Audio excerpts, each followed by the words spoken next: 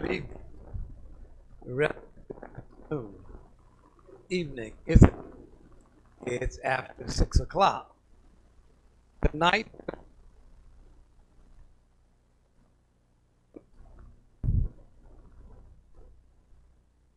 can you hear me now? Oh, hey. As a matter of fact, if you get a little happy, wave your hand. Just simple now and then. It is always a, yeah. Okay. It's cutting out. I don't want to cut out. Yeah, I don't want you to use this one. We'll try it and see. Now we got the wrong. Now I've got it mixed up. What I did.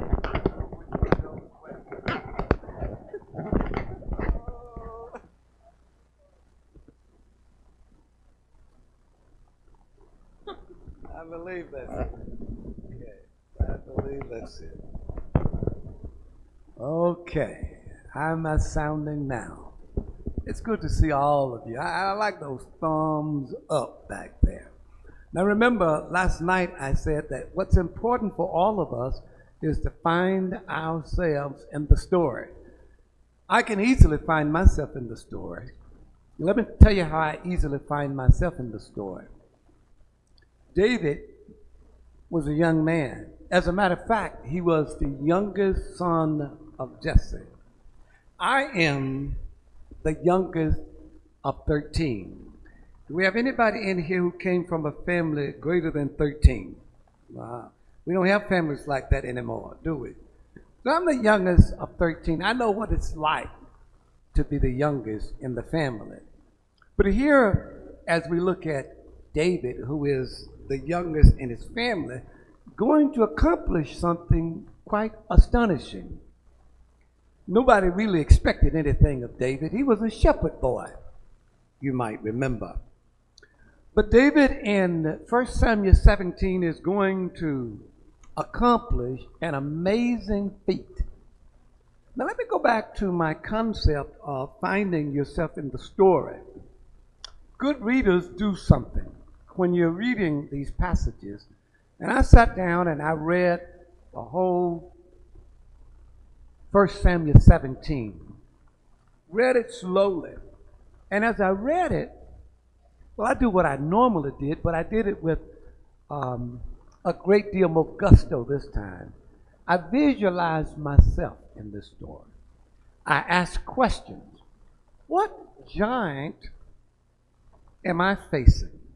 All of us tonight, whether we know it or not, all of us are facing some kind of obstacle, some kind of problem, a big problem, a huge problem, a giant of a problem.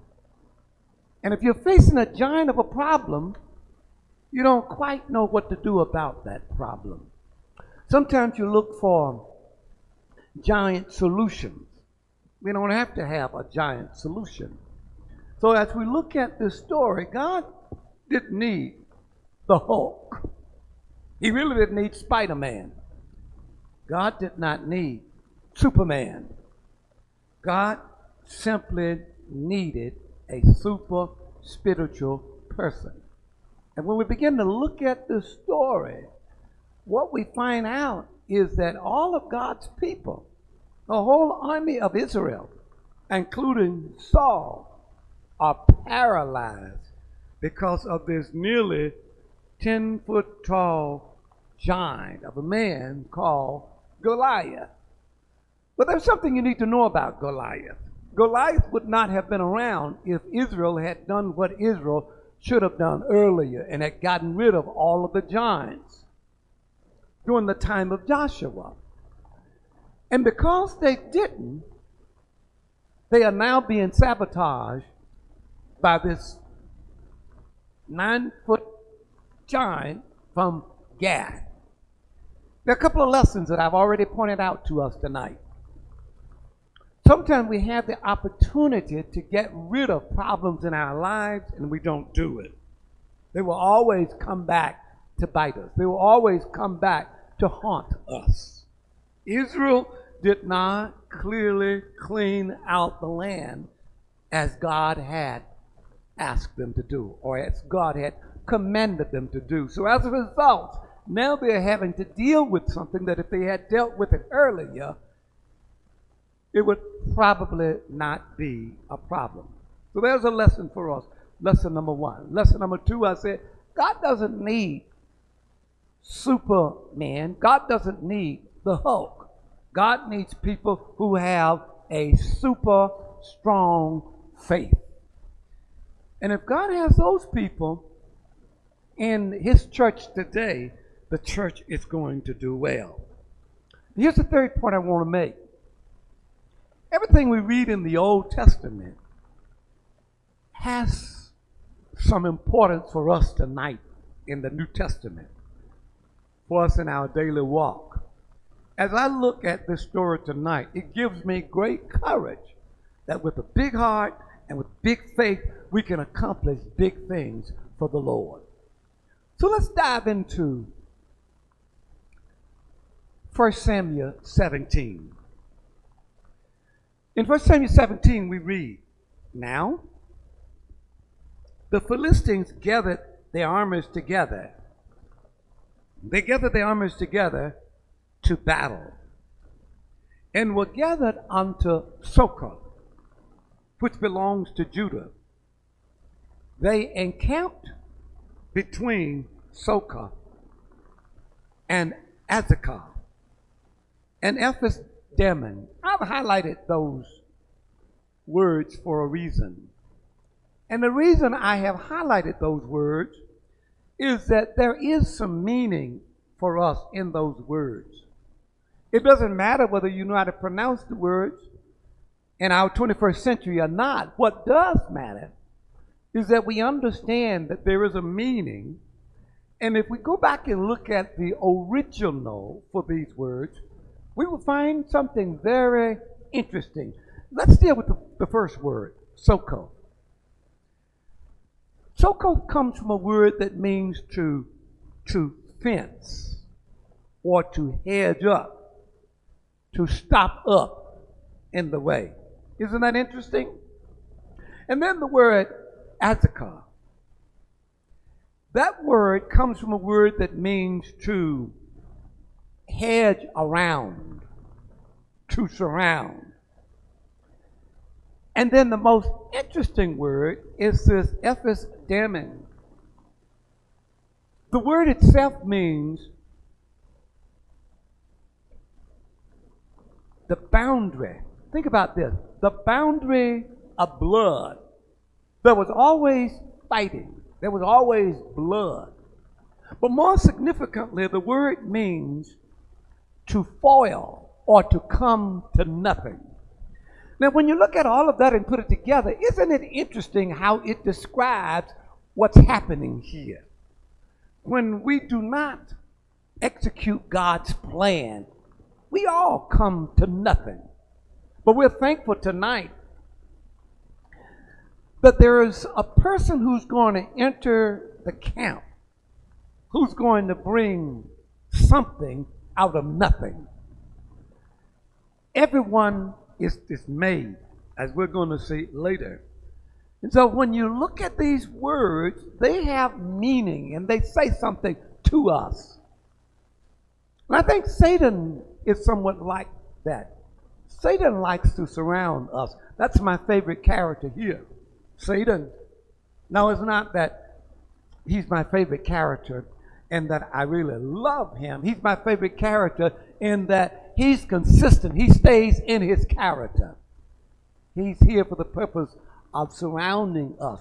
He's here for the purpose of putting a hedge around us. He's here for the purpose of foiling what we do and bringing it to nothing. That's exactly what he wanted to happen in the book of 1 Samuel as we look at the story, David and Goliath. And it begins. And a champion. That's God's Hulk. Okay? That's God's Spider-Man. All right? That's God's soldier. No, it isn't. It's the Philistines' champion. God's champion has not arrived on the scene yet. Well, there are Israelites all around, and a champion went out from the camp of the Philistines named Goliath. Remember now, I said Goliath really should not have been around if the people of God had done what God instructed them to do and run all of the people out of the land. And because they didn't, Goliath comes back to haunt them from Gath, whose height was 6 cubits and a span. What a giant he was. I would like to suggest to you that Goliath is a type of Satan. And he comes across as being some imposing creature. Peter saw him for what he really was. He walks around like a roaring lion, seeking whom he may devour. Goliath, the champion of the Philistines, was there. And not only was he there, but he was causing dismay amongst God's people. And when we look at what Peter tells us in the book of Peter, it is exactly true of us today. Satan desires to have us. He desires to intimidate us. And one of the things I know about Satan, Satan attacks the weak. Satan attacks those who are alone. Satan attacks those who can't fend for themselves. And so here is Goliath that I see as a type of Satan. Goliath was both boastful and he was defiant. He boasted about what he was going to do. He was defiant of the God of Israel. He was defiant of the entire army of Israel. And all of Israel is dismayed because of him. Now there's a very interesting point that I want to raise here. When we are defiant and boastful, we're setting ourselves up for failure. You might remember Nebuchadnezzar in Daniel chapter 4 and verse number 15. Because of his extreme boasting, God brought him to naught. Pharaoh was brought to naught. And here's a point that you need to remember, that when we take camp alongside and with God, God and I, God and you, God and we are a team. Together, we represent victory. And I think, and I believe that victory will be ours. What was Israel's response to this giant? It's simple. When Saul and all Israel, Saul is king, all Israel heard these words of the Philistines, he was boastful. He taunted Israel. He told them what he was going to do to them. He taunted the God of heaven. They were dismayed and greatly afraid. How do you find yourself in the story? What have you been afraid of lately? What is it that causes dismay in your life? What is it that you're running from? All of us have things in our lives that we dread sometimes. And as a church, sometimes there are things in our lives that we dread. Maybe we dread talking to our neighbors about Christ. If there's dread in any of us, there's going to come a little boy, maybe I shouldn't say little boy, a young man by the name of David. And from David, we can take courage.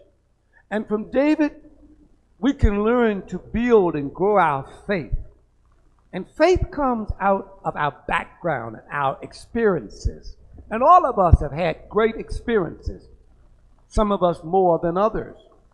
So what happens to Israel? Israel freezes right there. They are frozen with fear. They are discouraged. They are disabled by discouragement. When I ask you to find yourself in this story, I want you to think about a time when you were afraid.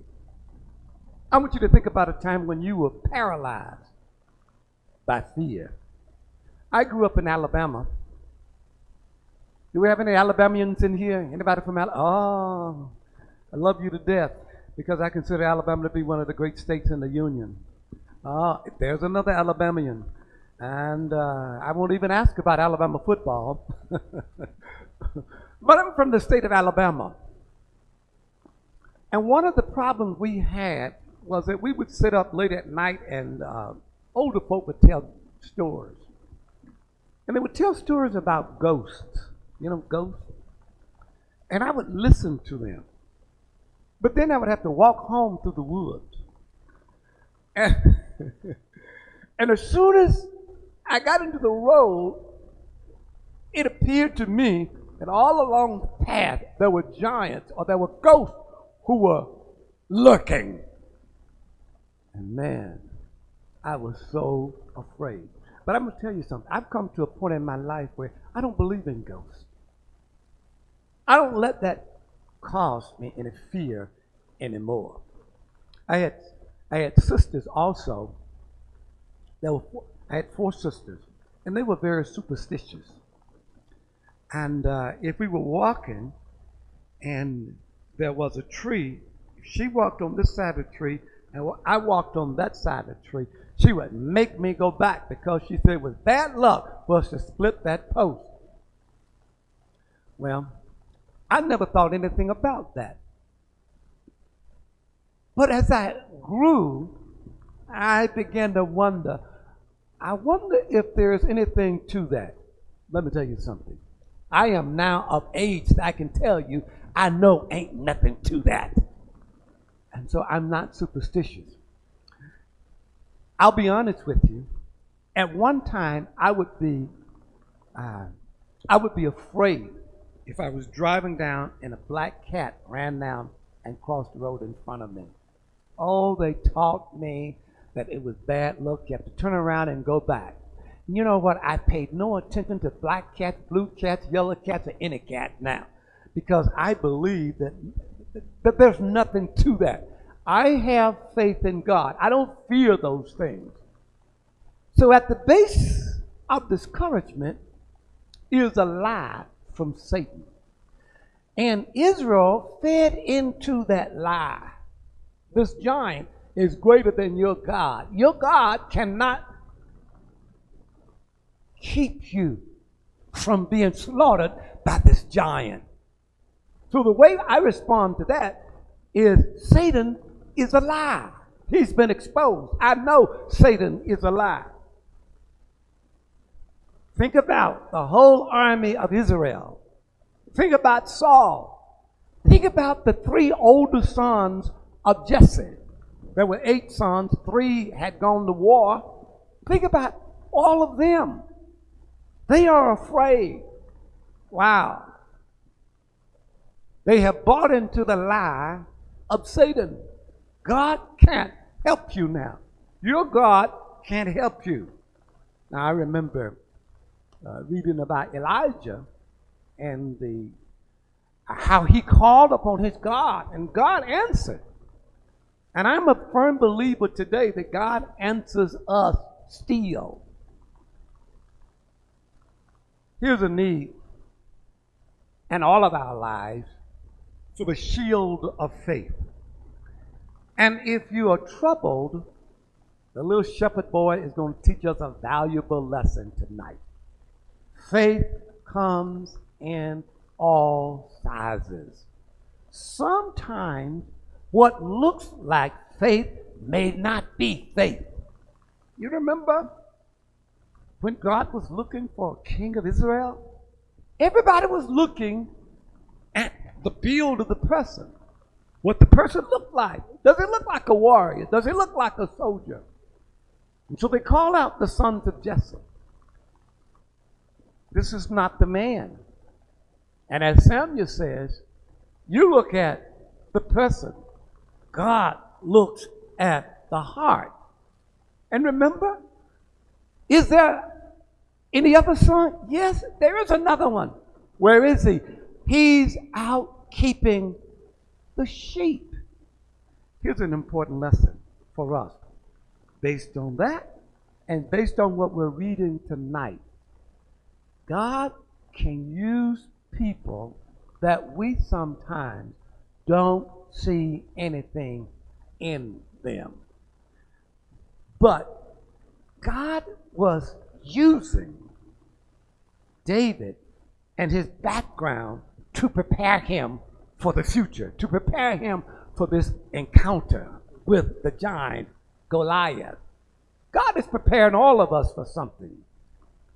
As we grow and as we read and as we study God's word, we're growing into something. He's readying us for something. And so it was with David. God prepared him for something way back in the pastures, keeping the sheep. Well, let me ask you a question tonight. Have you found yourself in this passage yet? So everybody's out for war. The giant is casting aspersion. The giant is calling them out of their name. The giant is saying awful things about them and God. And everybody's afraid.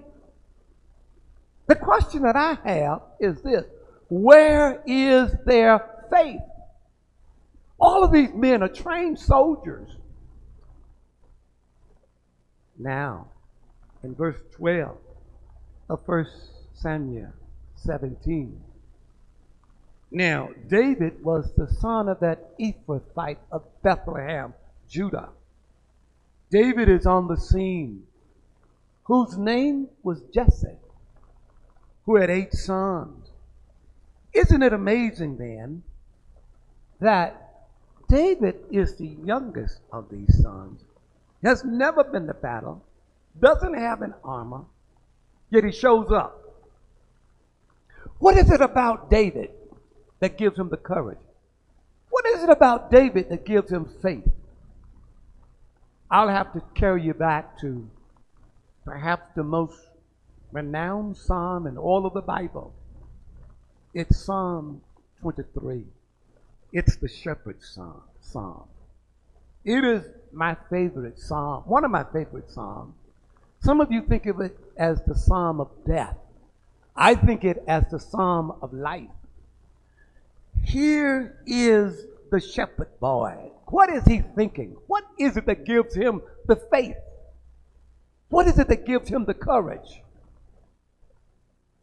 David's life as a shepherd. He had a humble beginning. But all of this prepared him to be the greatest king Israel had ever known. There are a couple of blessings that I want you to see that are in the psalm. And these things, I believe, impacted David, impacted his faith. Israel had grown weary of battle, and so they are hesitant to go into battle. They don't have the faith. They don't have the courage. When I read the psalm, when I read Psalm 23, it gives me hope. It gives me faith. The Lord is my shepherd. And my belief is that as David prepares to go into battle, he knows something about being a shepherd boy. But he also knows that God is my shepherd. He's going to guide me. He's going to be with me. He's going to be with me in the same way I was with the sheep. He's going to protect me. You see, God has a gift for the weary. He has a blessing for the bereaved. And his invitation is to come to him. And David does not come to the battle in the name of David. David comes to the battle in the name of God.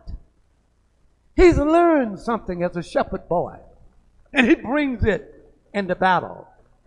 He has discovered God's calling. He knows. And God desires something of us as well. God desires that we know him as our shepherd. That's the lesson for us today. God will shepherd us through the difficulties in our lives. He will shepherd us through the problems in our lives. He will shepherd us through the giants in our lives. There are a lot of frightening things in our lives. And as I look at the 23rd Psalm, there are some other things that I see there that have a bearing on David in 1 Samuel 17. Here are a couple of them. I think we have to see the blessing of the psalm. You see, in the shepherd's presence is a blessing. The sheep desired the presence of the shepherd. David desires the presence of the Lord. Isn't that wonderful? Here David is with courage, with conviction, with faith, not afraid. What David has learned, he didn't learn in war. He didn't learn as a soldier. He learned as a shepherd. And we ought to learn something from David's experience as a shepherd as well. Just as David protected the sheep. As a matter of fact, he's going to explain his experience. A lion and a bear came to take a sheep, and I chased it, and with my bare hand. That's where David had gotten his courage. That's where he had gotten his faith. That's where he had learned to fight. So may I say to you, learn to fight where God has placed you. You may not be in the most important position at Charlotte Heights, on your job, in your home. You may not have the most glamorous position, but in that position, use it to learn the things that you will need to advance in your life, in the world, and in the Lord's kingdom. David also learned something about protection as a shepherd. And just as he learned to protect the sheep, he knew that God would protect him and God would be a source of security for him. The Lord is my shepherd, I shall not want. That meant something to David.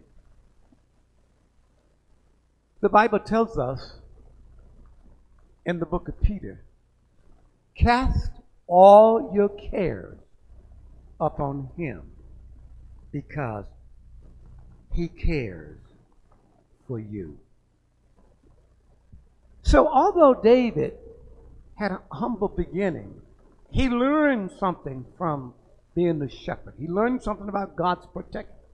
He learned something about the blessing and the courage you get from working with sheep way out there. The Lord is my shepherd. We all know that one, don't we? The Lord is my shepherd. When David went into the battle, he knew the Lord is my shepherd. No soldier training. I shall not want. Here's something else the Lord will do for us. He will bring us peace. I think it took courage. Israel had lost its moxie. Israel had lost its courage. They were not at peace. They were dismayed, discomfited. David knew something about helping the sheep to be at peace. God was David's peacemaker. He makes me to lie down in green pastures. He leads me beside the still waters. And although David is about to go into battle, he feels not only courageous, but he feels the calm of God's presence.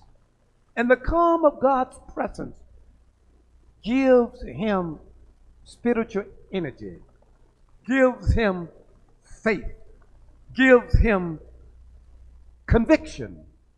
But then in that psalm, David says, he restores my soul. When David arrived, his brothers, in our own words, we could say, they lit into him. What are you doing out here? They fussed at him. They tried to dash his hope. They tried to steal his joy. David had not been sent to fight. He had been sent to carry food to his brothers.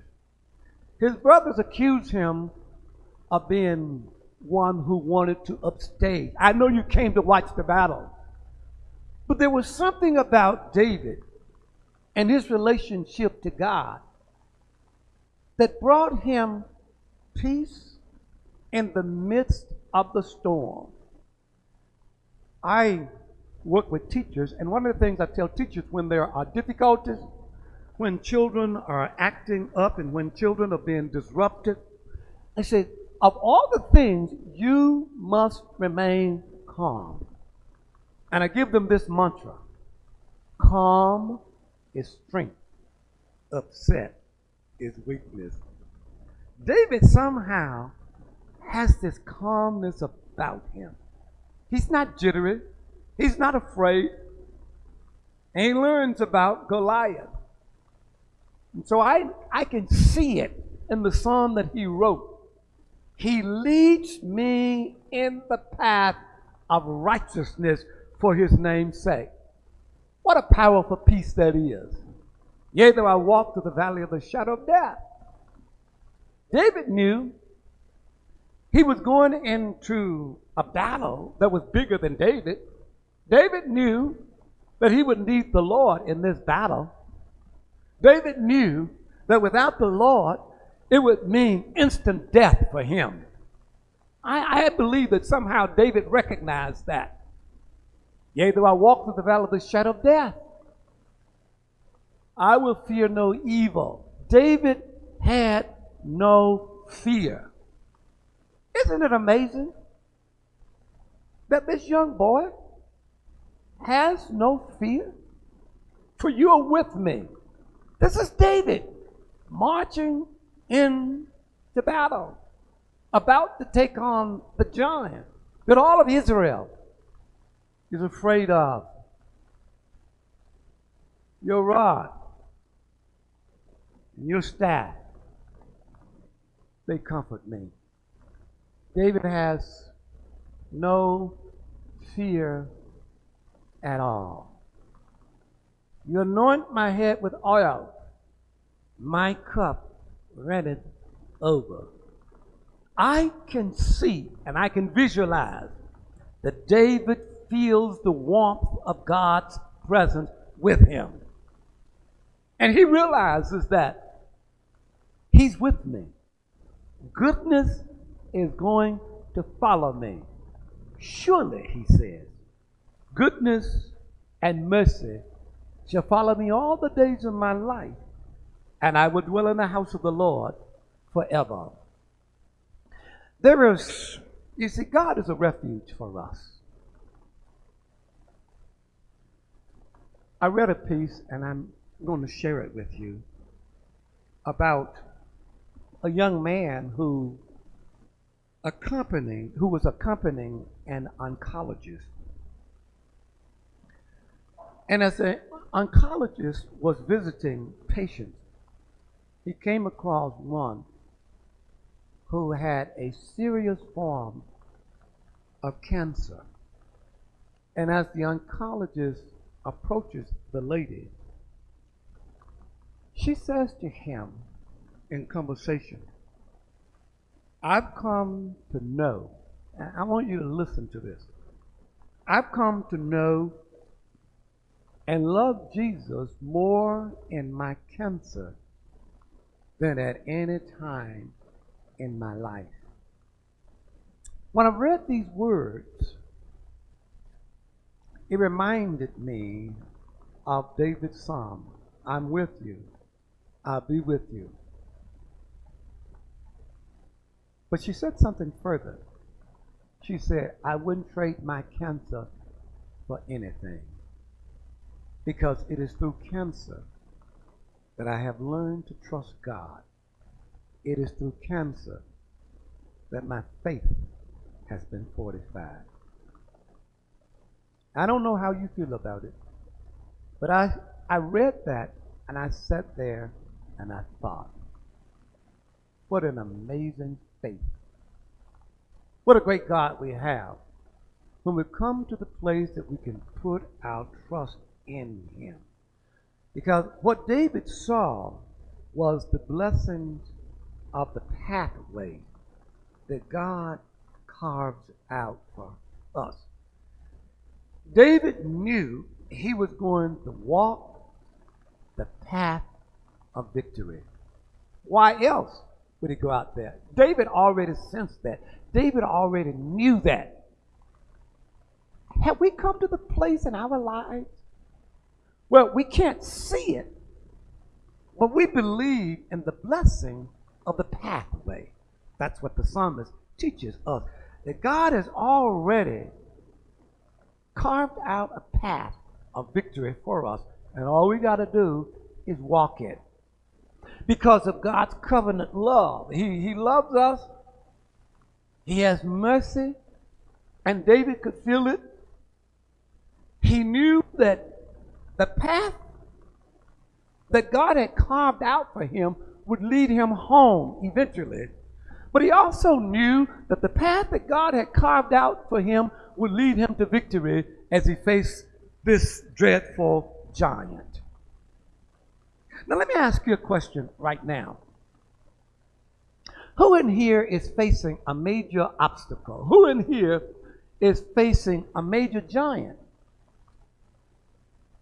I'm asking you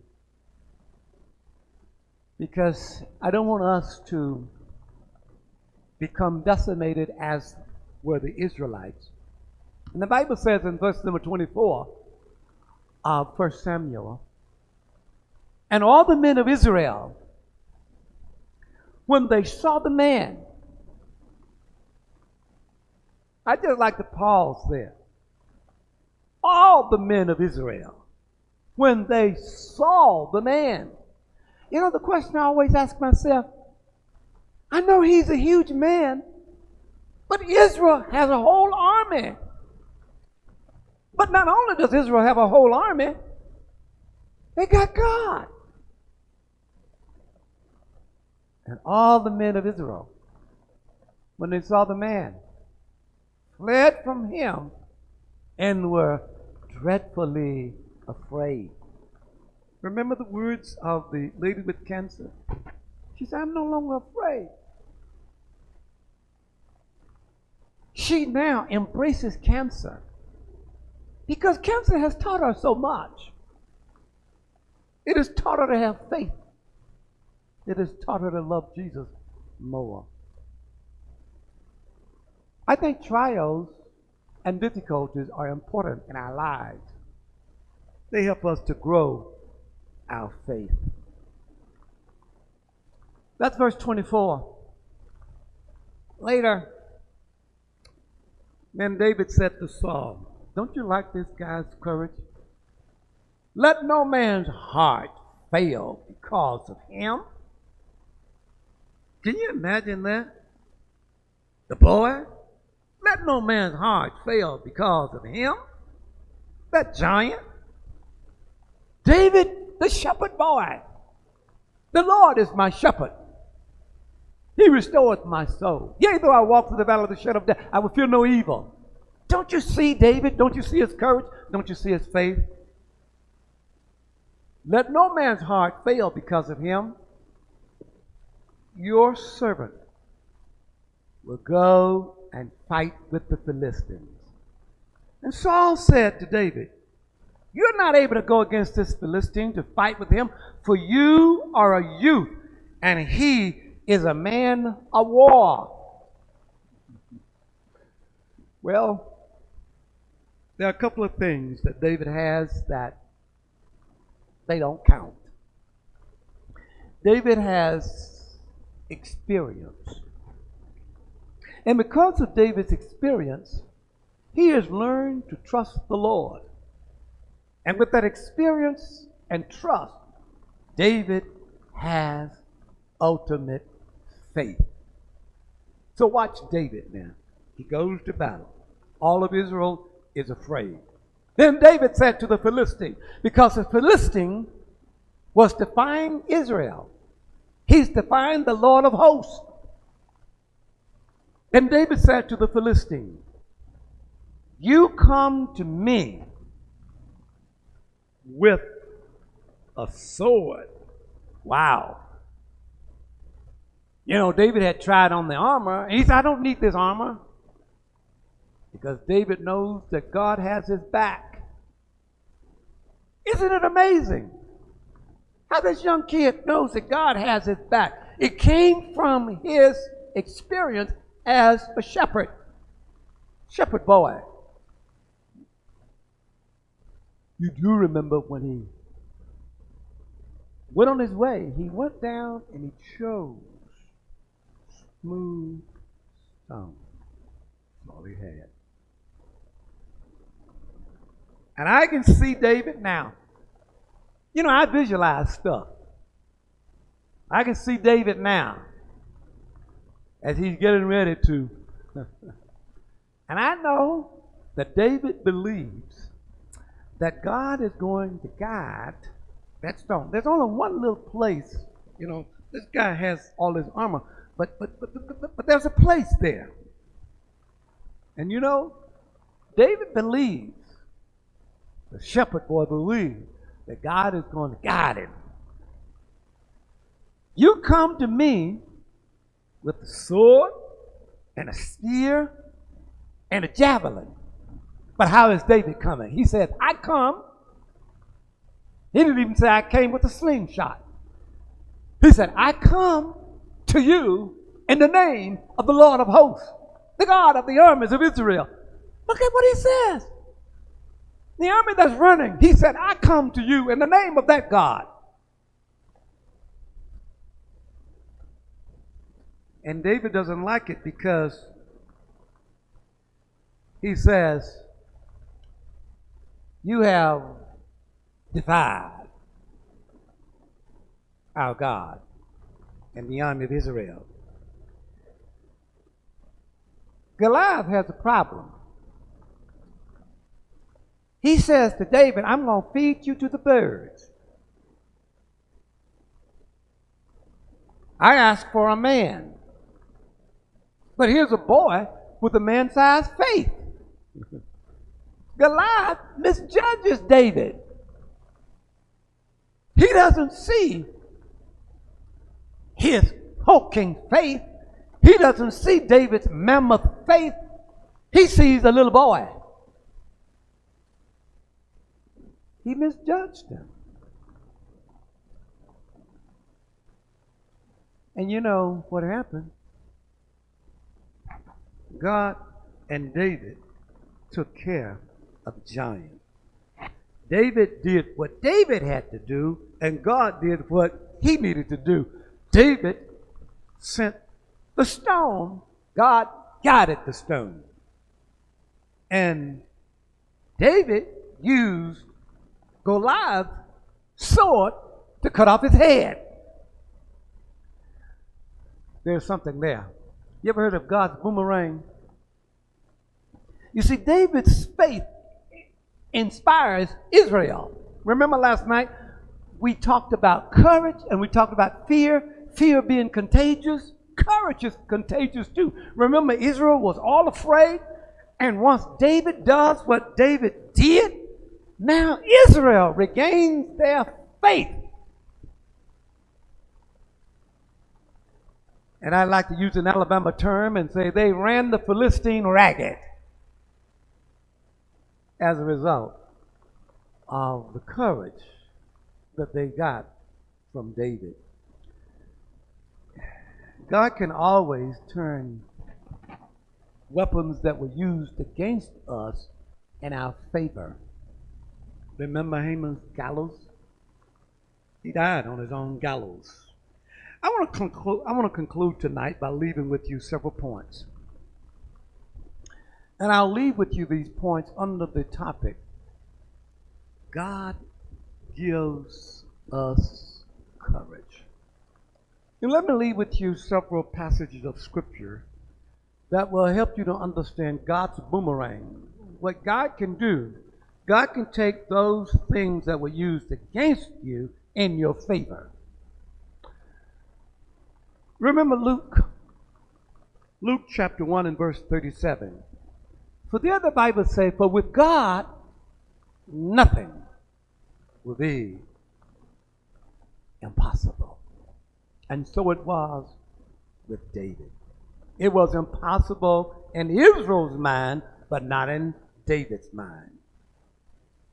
In Acts chapter 1 and verse number 8, Jesus told his followers, but you shall receive power. And I believe that as members of the church and the Lord's church today, we've got the power. We are a powerhouse. We shouldn't fear the government. We shouldn't fear what's happening in our world today. There are many giant-sized problems that we will encounter. And as we encounter them, I recall the words of Paul in 2 Corinthians chapter 9 and chapter 12 and verse number 9. He says, my grace is sufficient. God can help and assist us in our weaknesses. Further, he says in Ephesians chapter 3 and verse number 20, now to him that is able to do all things abundantly on our behalf. He did it for David. He can do it again in the 21st century. And finally, the Bible tells us in 2 Timothy chapter 1 and verse number 7, for God has not given us the spirit of fear. What giant are you facing? What problem are you facing tonight? What difficulty looks too big for you to tackle tonight? If you understand David, nothing, no problem, no issue is too great if the Lord is in the fight with us. And when David slew the Philistine, the giant, it changed the course of history. It turned a fearful army into a fighting army. Perhaps there's someone here tonight who doesn't feel like fighting anymore. Or maybe there's somebody here tonight who is in a fight that seems to be too big for me. Remember this, it's not too big for you and the Lord together. He calls us to a place of peace. Be of good cheer, John 16:33. I have overcome the world. He said, in the world, you're going to have difficulty. You're going to have problems. I might add, there will be giants you'll face. But he said, be of good cheer. I have overcome the world. I've overcome all the obstacles. He bids us to come into his presence. He bids us to be led by him. If you're in a point in your life where you need the Lord to lead, to guide you, all he asks of you is simple faith, the same faith that David had, which should lead us to changing our mindset from one of fear to one of boldness. That will cause us then to embrace the Lord and to confess him to be the Lord we need in this life. And Josh, I don't know. I always like to look around, and I don't know the audience here, but just in case there might be somebody here who would love to put Christ on in baptism, I know that we could baptize them tonight with me. The invitation is yours. If you don't mind, we'll stand. Let us stand.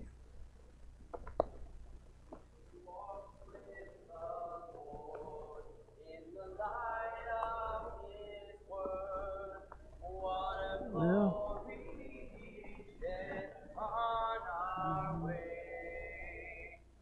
hallelujah. Thank you, God. Yeah.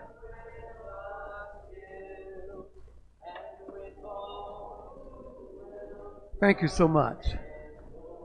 You may be seated.